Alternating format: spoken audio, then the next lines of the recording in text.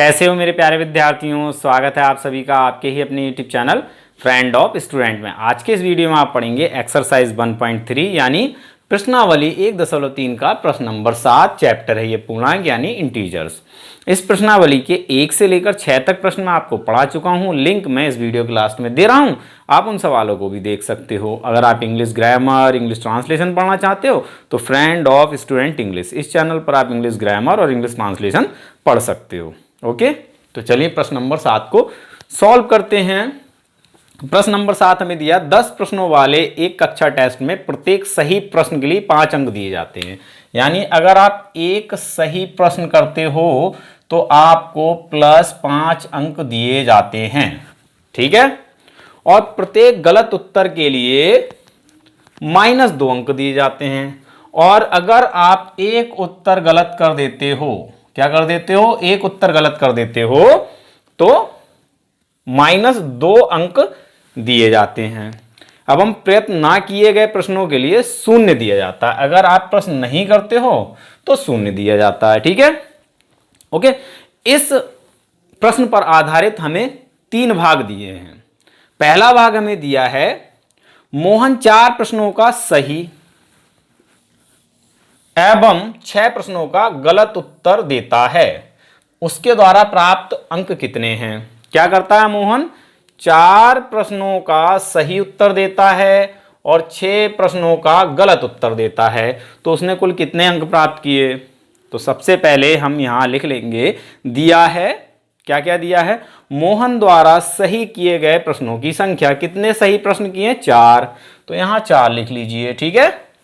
मोहन द्वारा गलत किए गए उत्तरों की संख्या 6, तो यहां 6 लिख लीजिए, ठीक है। ये हमें दिया है और साथ में हमसे क्या कहा गया है, एक सही प्रश्न के लिए 5 अंक दिए जाते हैं। तो हम लिखेंगे चूंकि 2 बिंदी ऊपर और 1 बिंदी नीचे, ये होता है चूंकि, ठीक है। चूंकि एक सही किए गए प्रश्न के लिए दिए गए अंक कितने हैं, 5। एक सही प्रश्न करते हो तो 5 अंक दिए जाते हैं, ठीक है। कितने सही अंक किए प्रश्न किए गए मोहन द्वारा, 4, तो यहां लिखेंगे 4 सही किए गए प्रश्नों के लिए दिए गए अंक कितने हो जाएंगे।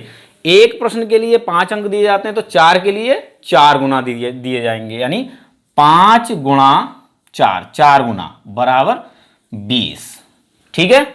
एक बार और समझ लें, एक सही किए गए प्रश्न के लिए कितना अंक दिया जाता है, 5, ठीक। तो 4 सही किए गए प्रश्नों के लिए कितने अंक दिए जाएंगे, 4 गुना ज्यादा, यानी 5 गुणा 4 बराबर 20 अंक। एक के लिए 5 तो 4 के लिए 20 अंक हो जाते हैं, ठीक है। चूंकि एक गलत उत्तर के लिए 2 बिंदी ऊपर 1 बिंदी नीचे और 2 बिंदी नीचे और 1 बिंदी ऊपर, ये इसलिए कहलाता है और ये चूंकि कहलाता है, ठीक है। चूंकि एक गलत उत्तर के लिए दिए गए अंक, एक गलत उत्तर करने पर क्या मिल रहा है, प्रत्येक गलत उत्तर के लिए -2 अंक। तो हम यहां लिख लेते हैं -2 अंक। एक गलत उत्तर के लिए दिए गए अंक हैं -2। मोहन ने कितने गलत उत्तर किए हैं, 6, तो यहां लिखेंगे 6, इसीलिए ये हमारा इसीलिए, ठीक है। इसीलिए 6 गलत उत्तर के लिए दिए गए अंक, एक के लिए -2 तो 6 के लिए 6 गुना ज्यादा, यानी -2 गुणा 6, ठीक है। सॉल्व कर लेते हैं इसे। 6 दूनी 12, एक माइनस की संख्या है यानी 2 माइनस का है और 6 प्लस का है, तो माइनस गुणा प्लस माइनस, -12 अंक मिले हैं किसके लिए, 6 गलत उत्तर करने के लिए, ठीक है। तो देखिए 4 सही उत्तर करने के लिए उसे मिल गए 20 अंक और 6 गलत उत्तर करने के लिए मोहन को मिल गए -12 अंक। इन दोनों ही अंकों को अगर हम जोड़ देंगे तो हमें पता चल जाएगा कुल कितने अंक मोहन द्वारा प्राप्त किए गए हैं। तो यहां पर लिख लेते हैं मोहन द्वारा प्राप्त किए गए कुल अंक, किए गए कुल अंक, क्या करेंगे, दोनों को हम जोड़ लेंगे, है ना। ये सही उत्तर के लिए अंक दिए गए हैं और ये गलत उत्तर के लिए अंक दिए गए हैं, तो दोनों को हमें क्या करना है, जोड़ना है। 20 प्लस -12, ठीक है। सॉल्व कर लेते हैं, 20 ऐसे ही लिख लेते हैं, ब्रैकेट हटाएंगे, प्लस और माइनस की गुणा होगी, बाहर प्लस अंदर माइनस है, अलग अलग चिन्ह है, गुणा होने पर हमें माइनस मिलता है, अलग अलग चिन्हों की जब गुणा करते हैं तो माइनस मिलता है, और यहाँ हमें 12 मिल जाएगा। तो हमें कितने मिल जाएंगे यहाँ पर, 20 में से 12 घटाएंगे तो 8 अंक। ठीक है, तो लास्ट में यानी 4 प्रश्न सही और 6 प्रश्न गलत करने के बाद मोहन ने कुल अंक प्राप्त किए हैं 8। ठीक है, ये हो गया हमारा पार्ट फर्स्ट। अब हम पार्ट सेकंड कर लेते हैं। स्टूडेंट्स, पार्ट सेकंड में हमें दिया है रेशमा के 5 उत्तर सही हैं और 5 उत्तर गलत हैं, उसके द्वारा प्राप्त अंक कितने हैं। 5 उत्तर सही किए हैं और 5 उत्तर गलत किए हैं, कितने अंक प्राप्त किए हैं। तो हम यहां लिख लेंगे, दिया है रेशमा द्वारा सही किए गए प्रश्नों की संख्या या सही दिए गए उत्तरों की संख्या, तो कितनी है ये, 5। ठीक है, रेशमा द्वारा गलत दिए गए उत्तरों की संख्या ये भी है 5। चूंकि एक सही किए गए प्रश्न के लिए दिए गए अंक 5 हैं। ठीक है, रेशमा ने कितने सही अंक प्रश्न किए हैं, 5। तो यहां लिखेंगे इसीलिए 5 सही किए गए प्रश्नों के लिए दिए गए अंक 5 गुणा 5। एक के लिए 5 तो 5 के लिए 5 गुना ज्यादा यानी 25 अंक।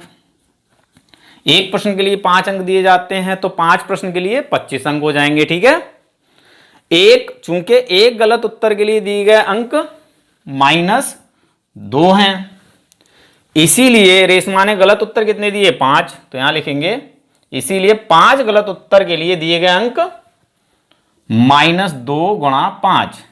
एक गलत उत्तर के लिए -2 अंक दिया जाता है तो 5 के लिए 5 गुना हो जाएगा। ये कितना हो जाएगा, 5 दूनी 10 माइनस गुणा प्लस माइनस, यानी -10 अंक उसने गलत उत्तर के लिए प्राप्त किए। ठीक है, लास्ट में हम लिख लेंगे रेशमा द्वारा प्राप्त किए गए कुल अंक, क्या करेंगे, दोनों को जोड़ लेंगे, 25 और प्लस -10 सॉल्व कर लेते हैं। 25 ऐसे ही लिख लेंगे, ब्रैकेट हटाएंगे, प्लस माइनस माइनस हो जाएगा और 10 लिख लेंगे। ठीक है, 25 में से 10 को घटाएंगे 15 मिल जाएगा।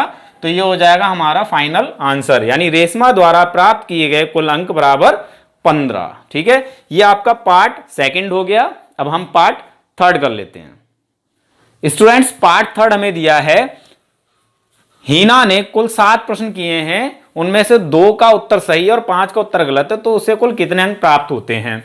तो दिया है हीना द्वारा सही किए गए प्रश्नों की संख्या, कितने उत्तर सही दिए उसने, 2। हीना द्वारा गलत दिए गए प्रश्नों की संख्या या उत्तरों की संख्या 5। ठीक है, चूंकि एक सही किए प्रश्न के लिए दिए गए अंक हैं +5। हीना ने कितने सही उत्तर दिए हैं, 2। तो यहां लिख लेंगे इसीलिए 2 सही किए गए प्रश्नों के लिए दिए गए अंक, एक के लिए 5 तो 2 के लिए 5 गुणा 2 यानी 10 अंक। ठीक है, चूंकि एक गलत उत्तर के लिए दिए गए अंक हैं -2, हिना ने कितने गलत उत्तर दिए हैं, 5।